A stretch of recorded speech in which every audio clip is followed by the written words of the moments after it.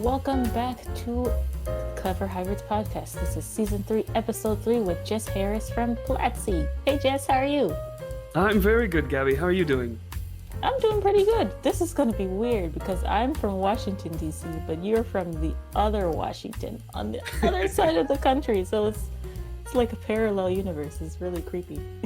Yeah, it's gonna be nice because people will finally learn the difference. Whenever I say I'm from Washington, everyone assumes DC. We can clear that up right now. Well, let's start with that then. Where is Washington State? Where is that exactly? Washington State is in the Pacific Northwest of the United States. So essentially top left corner. If you're looking at a map of the United States, the most top left corner that isn't Alaska is Washington. Okay. California is here, and then you have Oregon and Washington, right? Exactly. We border Canada. All right. I don't really know much about the Pacific Northwest, so I'm learning too. Were you in a city or in the country? No. I come from a pretty rural background and humble family, I'd say. But Washington in general isn't very big. I think the total population, last I checked, was around 5.5 million people for the entire state. When I was living in Bogota, we had more population in that one city than the entire population of Washington State. It's not very big. It's pretty spread out. We have some cities, of course, like Seattle and Olympia, but they're not very big. They only have maybe 1 million people or something like that in those cities. So, small town boy in Washington, and then you decide to study your TESOL at university. How in the world did you decide, okay, I'm going to go to Colombia now? How did that happen? Well, it's a very long and convoluted story, but I can tell it all here because we have the time. In high school in the United States, well, in most high schools, you can choose between French or Spanish to learn. I decided to choose Spanish because it seemed a lot more practical. I didn't know any French-speaking people, but I knew a lot of Spanish-speaking people around. So I started studying Spanish. In my high school, I had to give a presentation with a partner, and the teacher randomly assigned Colombia to me. So I was like, okay, I don't know anything about this country. So I went to the library. I know I'm old. I went to the library. I got a book on Colombia and I started reading. At the time, I was about 16 years old and I worked in Taco Bell. There were 2 Colombian people that were working in Taco Bell at the time, but living in the States.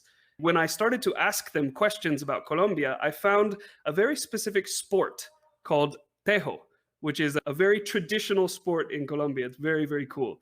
I asked the guy about tejo, and he was like, oh, you're the only American that knows about tejo. We became very, very, very good friends. It turns out that guy has a company, a work and travel company, sending students in Colombia to the States to work and gain experience in language and in culture and all of that. He was working in Taco Bell on the weekends just to make a little bit of money because all of his money from his business was going back home to Colombia. So I met him, we became very good friends, and I also met a lot of the people that he brought. So I made like a small community of Colombian friends. I made a lot more Colombian friends. And I always said, I'm going to visit you someday. I'm going to visit you someday. I'm going to visit you someday. But then I moved to the north of the state, working in construction and going to university. Eventually, one year, I went and I visited Colombia for vacation for 5 or 7 days. And it was so different. It was warm. It was very pretty. It was exotic. And I was like, yeah, I want to move here. I started studying English teaching. And that's how I ended up moving to Colombia. Wow, that's pretty cool. Okay. Yeah, so a lot of random series of events. Actually, sorry, I have another like little random tidbit there. I went to university to study physical therapy. Yeah, surprisingly enough. And I was sitting down reading a book outside for one of my classes, and some Korean students were like, hey, what are you doing? And I was just, being alone, really trying to focus on my studies because I'd just come out of working construction and I really didn't want to mess this up. So I was like in my book and I looked at it, I was like, reading. oh, okay. And they sat down next to me and started talking to me. I had no intention of making friends, but they didn't give me a choice. I became very good friends with them and started helping them with their English. As I was helping them with their English, they told me, you should be a teacher. You should be an English teacher. That kind of reinforcement was the main reason I became an English teacher. I was like, oh, I'm good at this. That's how I became an English teacher. And I wanted to teach in Colombia. And I knew people in Colombia. So that's how it came about. So two little experiences that completely just changed your whole life. That's amazing. Yep. Completely. Now, a lot of people, they have this dream, like you told the people, I'm gonna come visit you, I'm gonna come visit you. Most people don't end up doing it. But what is the process of actually physically moving yourself and your finances and your whole life to another country? What did you have to do to get to that point? Oh my gosh. Okay. Honestly, it's strange. I think I probably never would have gone if it weren't for that first vacation. I come from a very humble family. I never really went on vacations as a kid, unless it was to see my dad because my parents are divorced and that was like my vacation. I met someone that was like, yeah, why don't we go? We can go together. We can go together. I was like, sure, yeah, all right. I guess we could do it. We finally went, and that really changed my experience. Then I had that little bit of experience. Going back to your question, what did it take to rearrange my life? Essentially, I sold everything. I sold my car. I sold pretty much everything that I wasn't taking with me. And any like sentimental stuff I stored at my family's house or with my brother or something like that. I got this big blue box. It's like probably 1.5 meters long and about 0.5 meters tall. And I put my whole life in that box, essentially. That was it. I had that box. I paid the extra like fee for going overweight with that box in one suitcase. And that was it. I had gotten a job in Colombia to be an English teacher in a very small institute in San Gil, which is a very small touristy town. So I was going with work, and it was through my friend that I had met in Taco Bell. So he was going to pick me up from the airport. And then my boss, the guy I've been interviewing with, was going to pick me up and take me to San Gil with my belongings. That was kind of the process, selling everything, saying goodbye to everyone, a lot of crying. But I wanted to branch out and reach my goal. That was like my dream at that point. Yeah, I did the same thing, just 2 suitcases and had to leave the cat with the family. That was hard.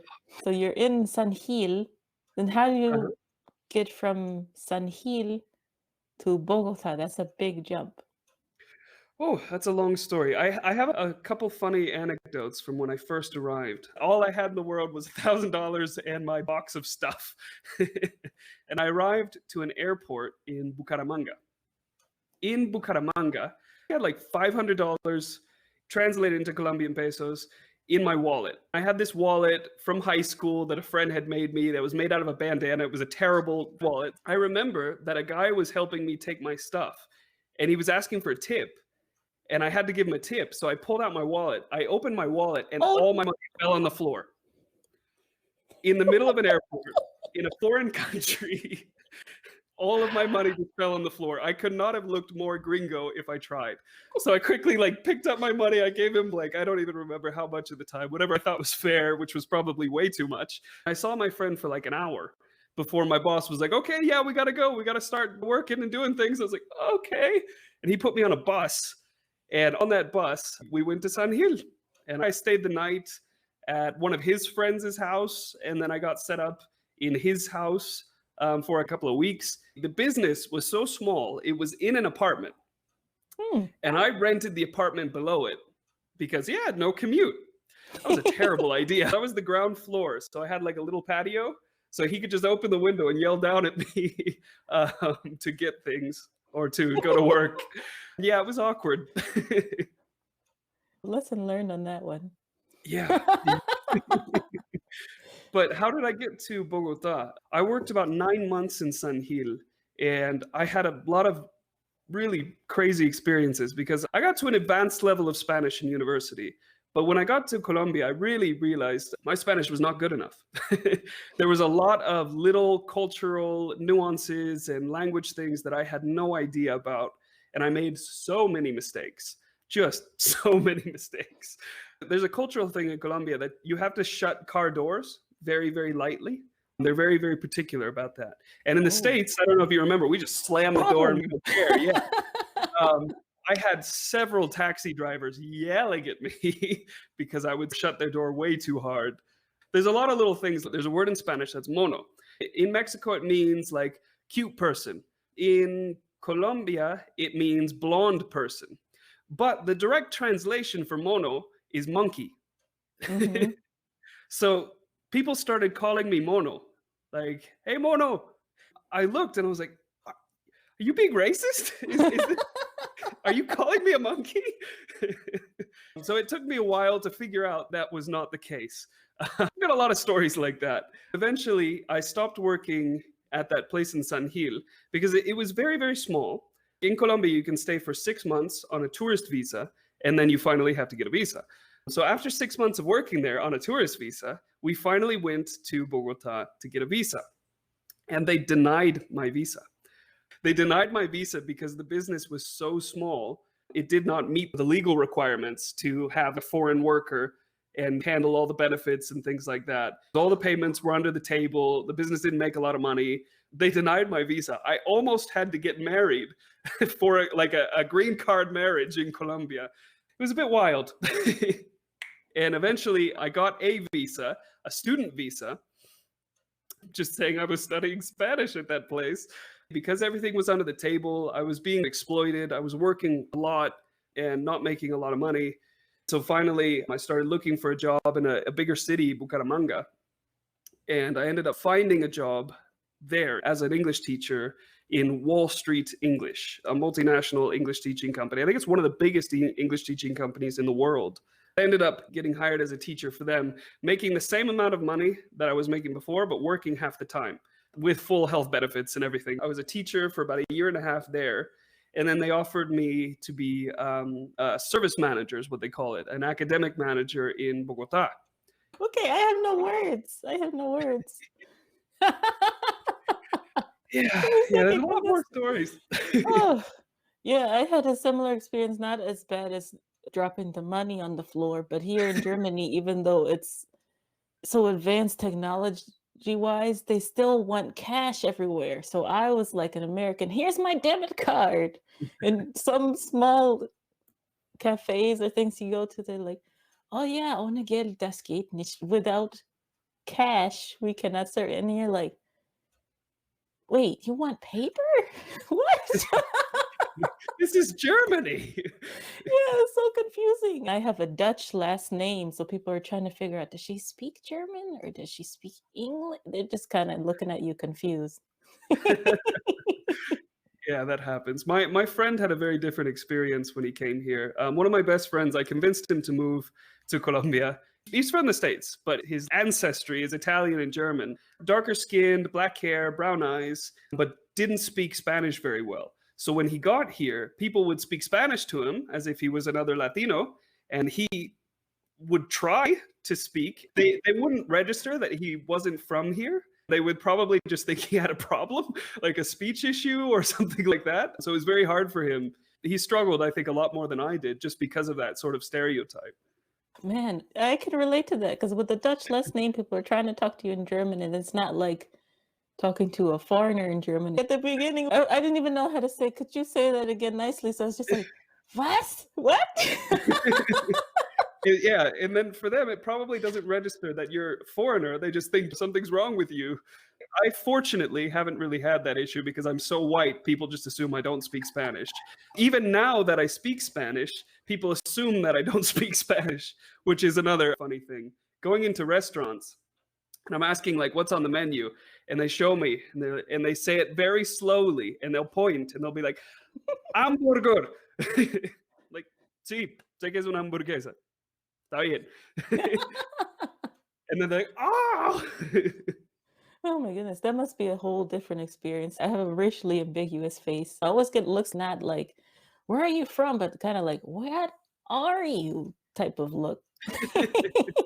But then you must get looks or people who assume that you don't know what they're saying and they're talking about you while looking at you. Has that ever happened to you?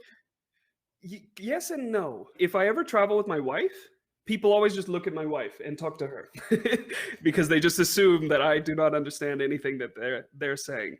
People don't generally talk about me from what I've noticed here.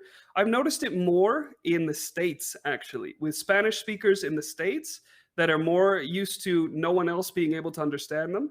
Then they'll openly talk about the people around them or the things going on. And I've picked up on a few conversations there where I'm like, but not so much in Colombia.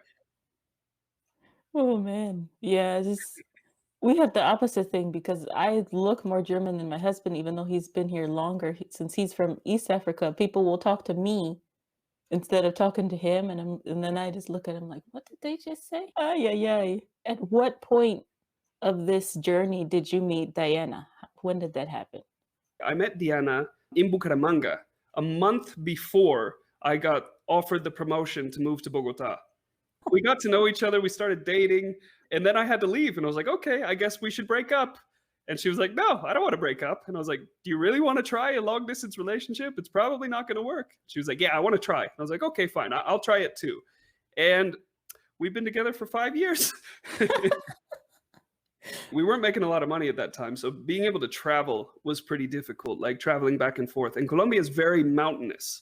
So technically the distance as the crow flies between Bucaramanga and Bogota is not very far. But if you're traveling by car or by bus, it could take 8 to 12 hours. Mm.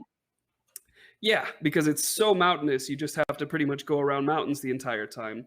And the roads aren't amazing, so it takes just a very long time. If you fly, it takes like 35 minutes. But if you take a bus, it takes 8 to 12 hours. Yeah, you gotta pay for that convenience, though. I get you. Exactly.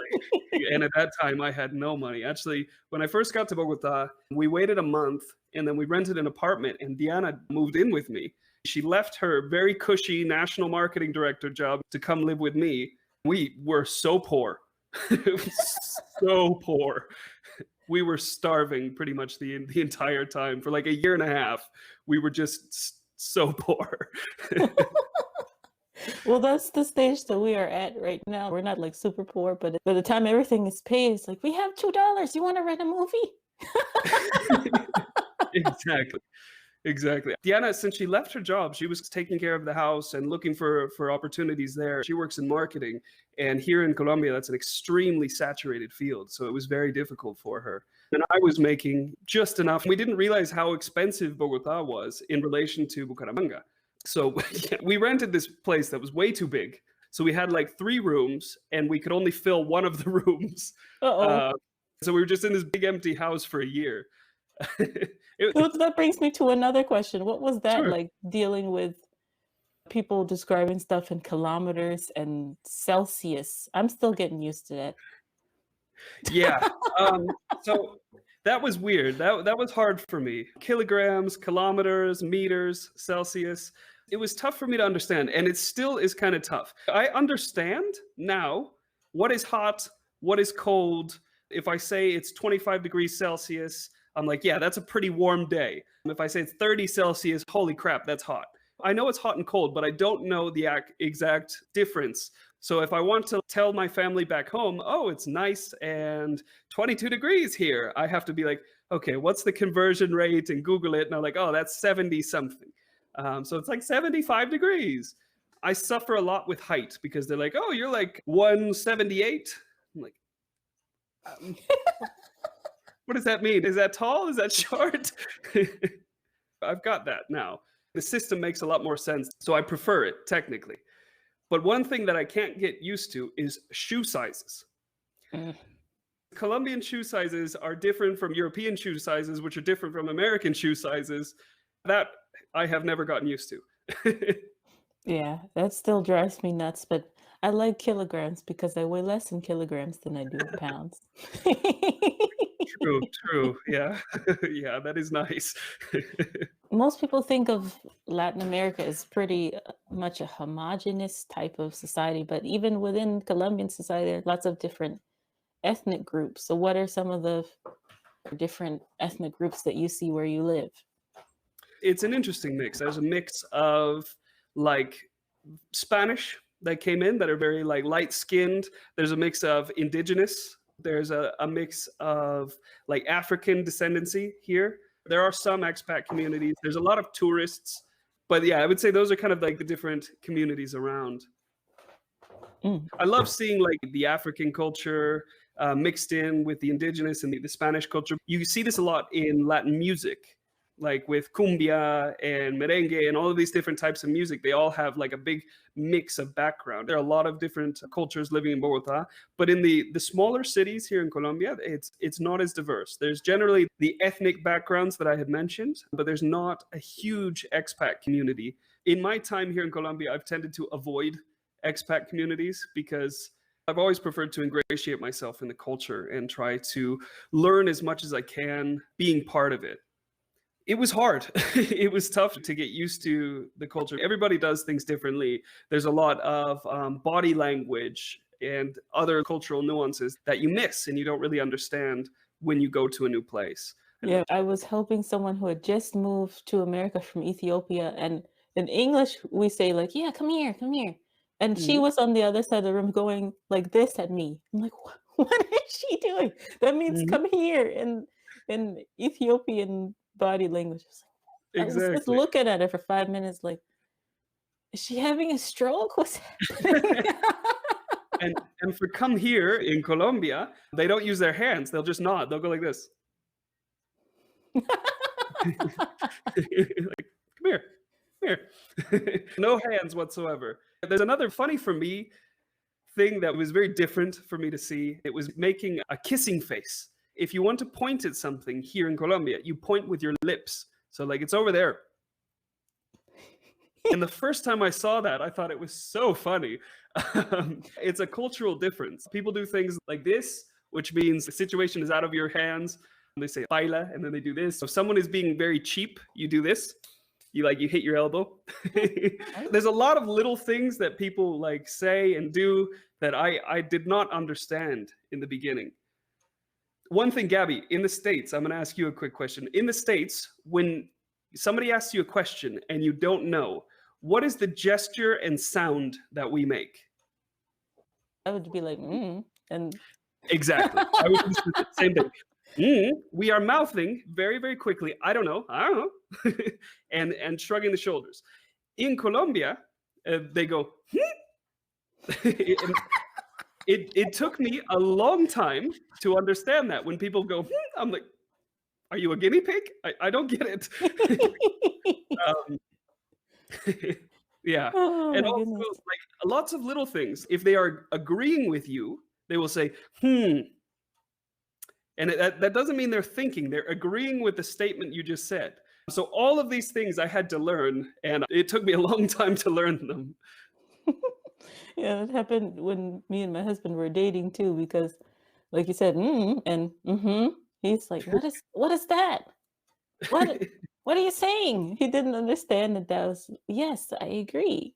I had to explain the same thing to my wife. When I go, she's like, what's wrong with you? Are you okay? Are you having a stroke? But then Oh, the way that Ethiopian and Eritrean people do it when they're agreeing with you, they go almost like they don't have any air. They're just like, I'm like, Are you okay? Do you need are your you shocked? inhaler?" Did I say something shocking?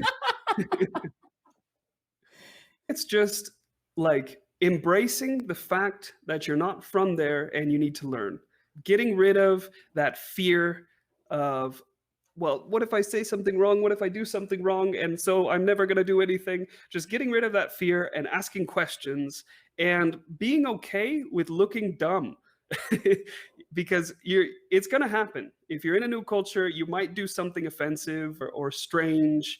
It'll probably make you look dumb and make you feel embarrassed, but you're learning and you need to accept that. You're going to look dumb and it's okay. People understand you're learning, and most people won't get upset because they understand that it's just something different. Most people will try and help you to learn or to get better. Yeah, that's true. But all Mhm. of that testing and experimenting definitely paid off because now you work for Platzi. So tell us about it.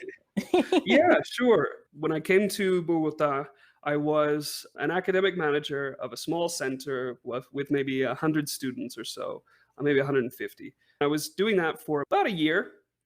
Then they gave me the opportunity to take on the main center, a bigger center, which had about 300 students. Shortly after that, I was promoted to national service support, like one step below national academic director, because I was working directly with the national academic director to help him manage the country. From there, I went to corporate academic director, doing like B2B contracts and things like that. I ended up entering through that area, actually. I was a corporate service manager in Platzi. From there, inside Platzi, I transitioned to English training lead. I pretty much got a call, hey, we want you to lead an English teaching program for the team. So I started doing that, and it ended up being very, very successful. Just a couple of months ago, they said, okay, we want you to be like the director of everything English in Platzi. So I was like, okay, great. So I went from having one project to having like 6. It's been really cool. So I've been starting to work on the Platzi School of English. I taught about 4 courses for that, and I'm also starting to design the new project at school and how things are going to progress. There's a lot of awesome things that are coming for Platzi English School. I'm really, really excited and happy to be working there. So all of this happened within how much time? I've been teaching English for about 8 years. Okay, that's really cool. So Yeah. you're about 5.5 years ahead of me in terms of expat stuff. Oh, okay. I've only been here in Germany officially for a year and a half. Oh, okay, okay. Well, it flies. It goes quickly. It sure has. It's just been like one of the things that I haven't had a chance to do yet because of the pandemic is to go home and visit.